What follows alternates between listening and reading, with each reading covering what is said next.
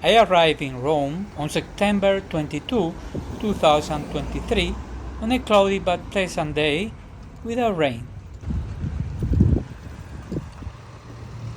It was the end of a wait of more than 3 years, but also the beginning of my journey towards a dream of almost my entire life.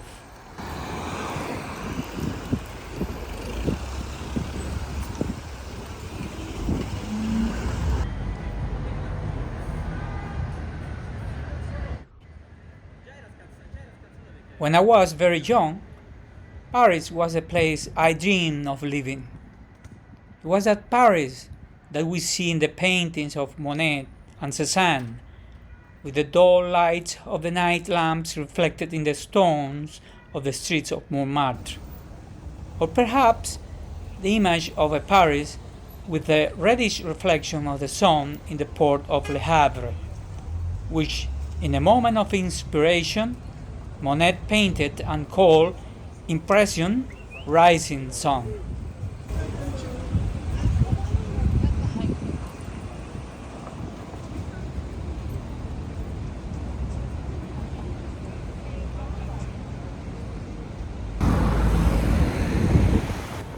Time passed, almost in the breath, and here I am, walking through the streets of Rome.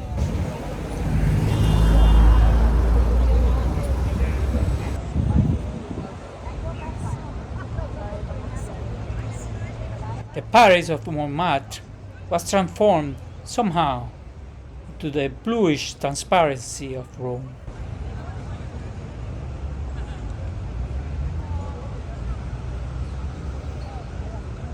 There is nothing that surpasses the pleasure of the first immersion that one makes in this city on a September afternoon, even when it's not caused by the contemplation of one specific work of art or by the ancient ruins of history.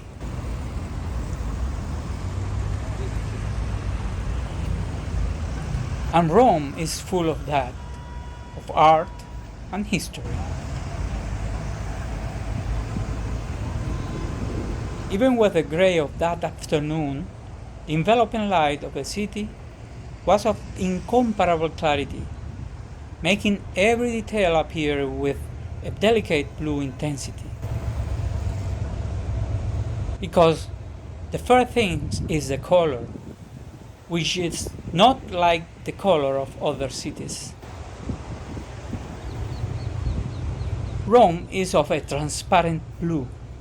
Even with the grey, rainy sky, the city seems to claim its presence from the blue.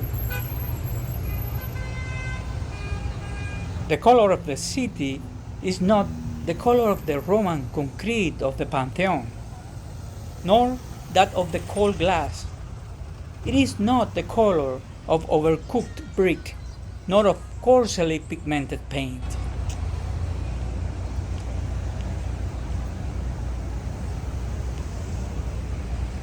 In their place, we have the warm, organic colors of the earth and the ancient walls of which the city is composed, the color of the limestones, the reddish gray of the tuff, the warm discoloration of the marble that at some point in time had been white.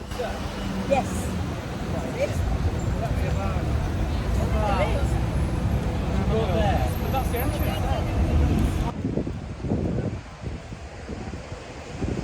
I remember that when I was planning my visit to Rome, the first things I thought about, the first things I wrote down in my preliminary notebook was that as soon as I will arrive, I was going to go to the Colosseum.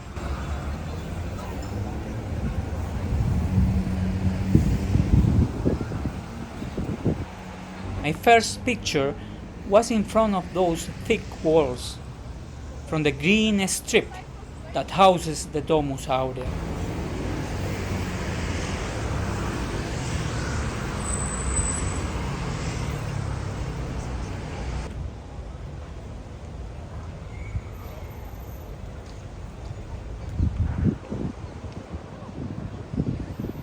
And it was from there where I said goodbye to the city until our next meeting.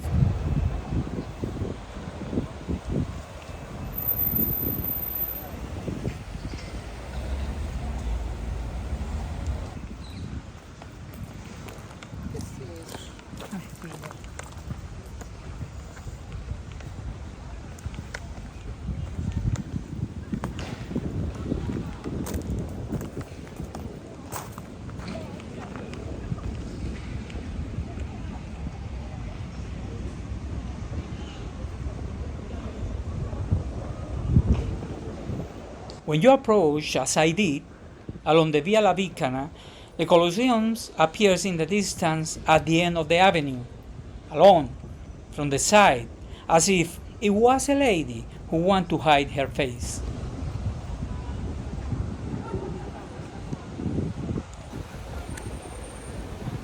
And when you arrive, bordering it, it doesn't seem so high, so majestic. It is not the timeless watchman that books and illustrations tell you about.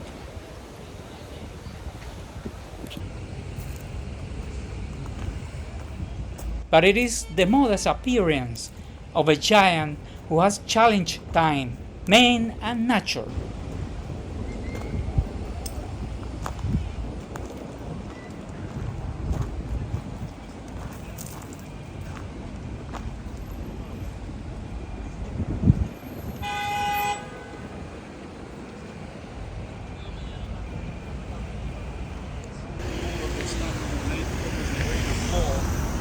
Hold on, don't rush. Wait until you enter. Wait until you go around its natural curve. Wait until you approach its true stature. And then the Roman Colosseum becomes again the one you read about, the one you find in magazines, books, and illustrations. In a city full of ancient ruins like Rome, there is no one more iconic and universal that manages to reach the majesty of the Colosseum.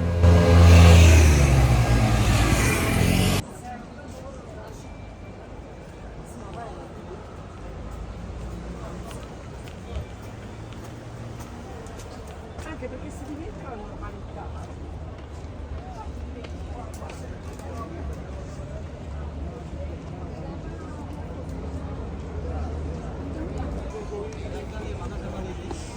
The impact and importance of the Colosseum was reflected in the writings of Bede when he wrote in the 7th century, "Rome will exist as long as the Colosseum does.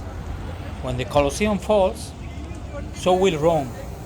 When Rome falls, so will the world."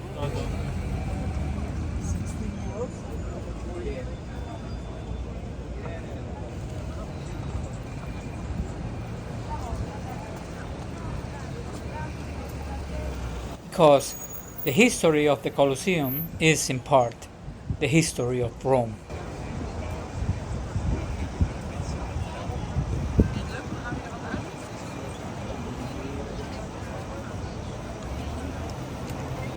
In Rome, I have eaten, slept, and watched until I was exhausted. I have felt as if, by dint of walking, I have left my toes in its streets. I felt like I was at home.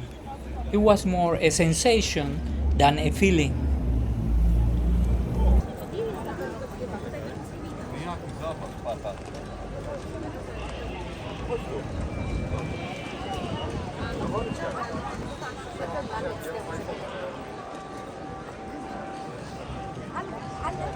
Ok, bây giờ em coi là cái hình của em á, em thấy không? 1, 2, 3 phần, 1/3 của cái hình. Đúng không? Rõ ràng.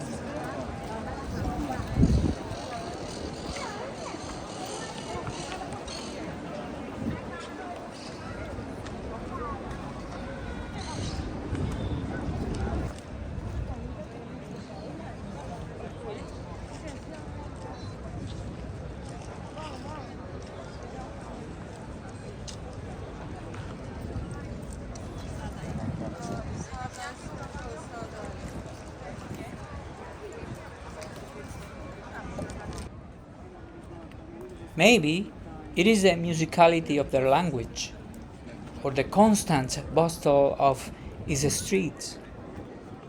Maybe it's the stones you stumble upon its streets, its terracotta colored roof, its limestone walls that stretch across the city, the bells that constantly remind you that you are walking through a city with over 900 churches. Or perhaps it is the open, bustling spirit of its inhabitants.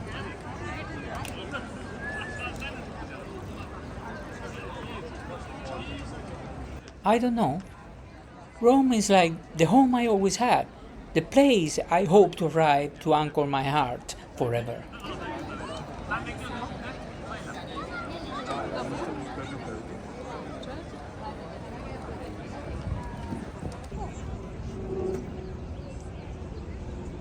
I can say something more. I can say that Italy is the home I always had. Nothing like this happened to me anywhere else, only in Italy.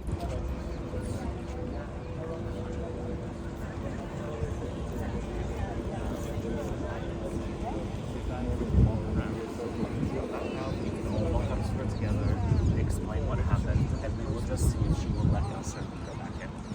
The thing I do know.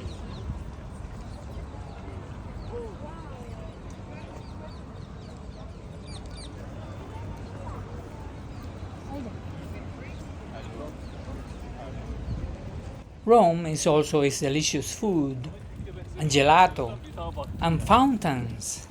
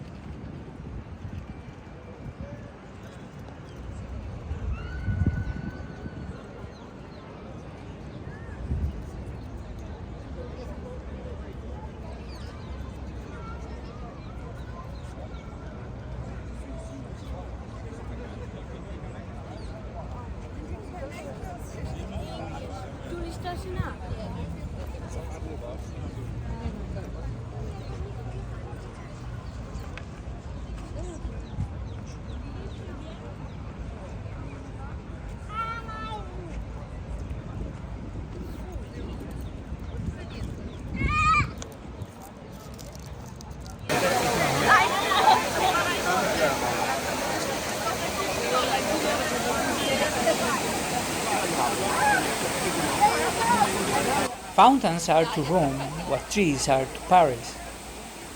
There are fountains everywhere, some splendid like the Trevi Fountain, or those in Piazza Navona, others more discreet, such as those in the gardens of Villa Borghese.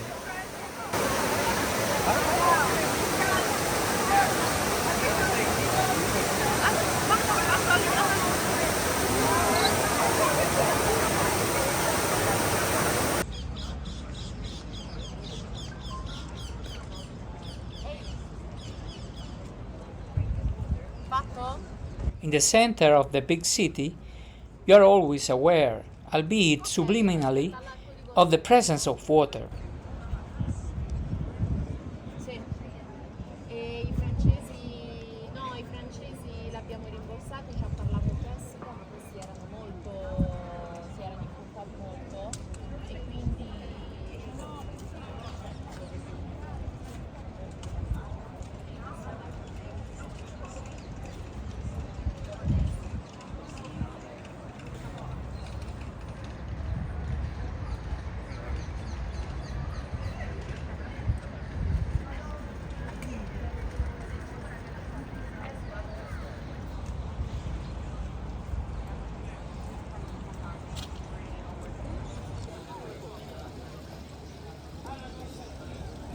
And then you stumble upon the Nazzoni, those little fountains that supply water to the thirsty traveler.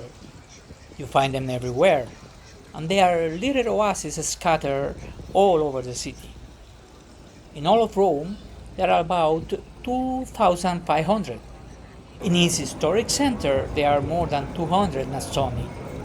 and about 90 decorative fountains from which drinking water always flows.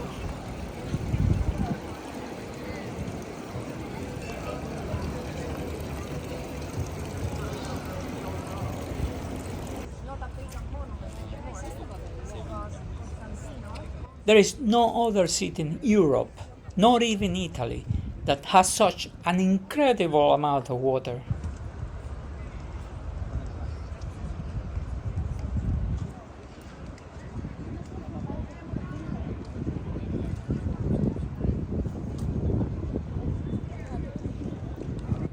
For me, Rome is a city where everyone should have at least one story to live, to remember, to tell. That's what I felt when I was in front of the Colosseum or in front of the Pantheon, when I walked on the stone of the Via Sacra, where 2000 years before other men like me had walked their steps in the same place. You're in Rome and you're not alone. You're accompanied by its temples, the bells of the churches that constantly cry out their presence at any hour, its sleepy millenary stones, the reflection of the river Tiber, the thick walls of its historical relics, great silent giants that claim their presence. The city, with its fountains and its walls, its past ruins and the stone of its streets, that seem to recite Quevedo in a whisper, in your greatness, in your beauty, what was firm fled, and only the fugitive remains and lasts.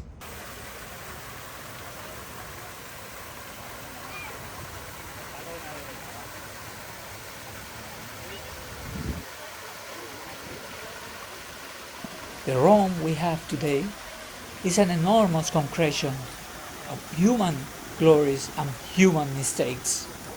It shows us that things were once done that would be unimaginable to do now. Will there ever be another Piazza Navona?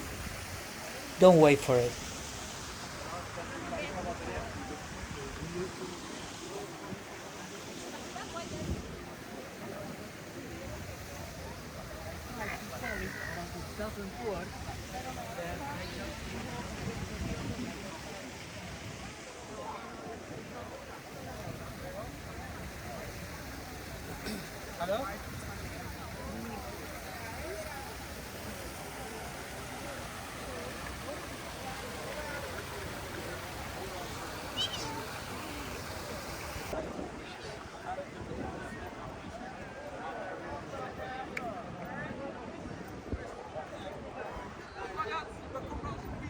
There is and can be only one Piazza Navona. Unfortunately, this one is right in front of you, cut across by the shimmering jet of water from its three fountains. A gift to you and to the rest of the world, made by people who are already dead and yet do not seem to have died.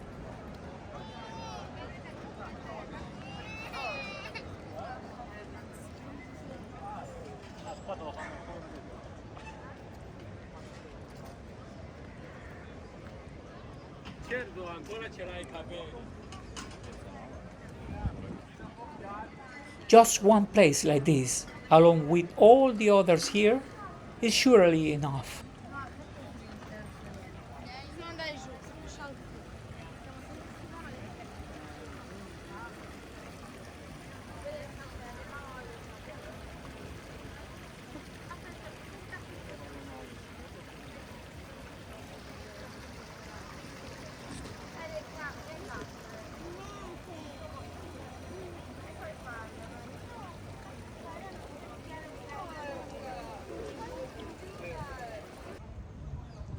Will there ever be another Colosseum? Don't even dream of it.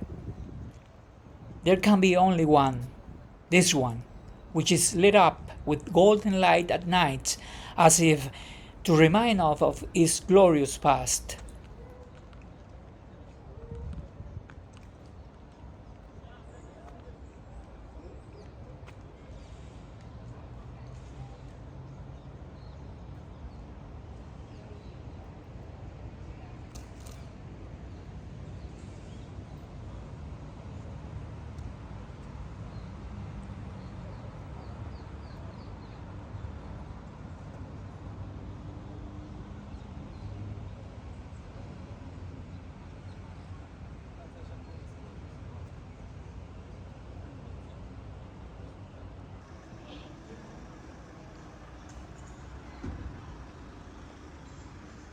But there is also another Rome, painful, wounded by strident graffiti in its confused blur.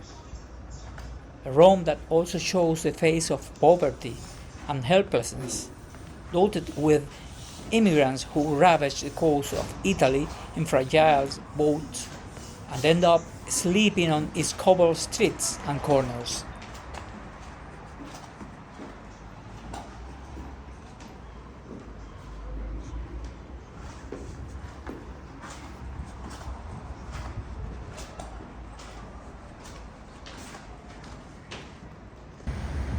What I saw in Rome with the graffiti is just madness. The Italians of the Renaissance and their ancestors in time embellished the walls of their churches and palaces with frescoes and paintings, which narrated biblical stories, spoke of the apostles, and internalized Roman mythological legends. That Rome is dying. It is fading away amidst this kind of senile pictorial madness, which some desperately try to classify as new street art and which is nothing but filth and shamelessness.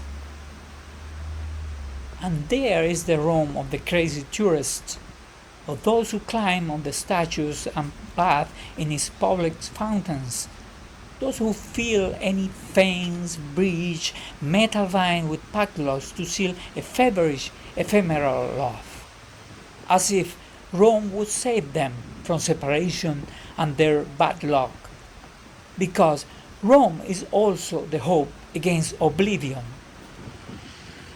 Rome faints from wounds to its culture, to its artistic legacy, to its eternal face of timeless beauty. And yes, that is also Rome, and much more which my words are not enough to define.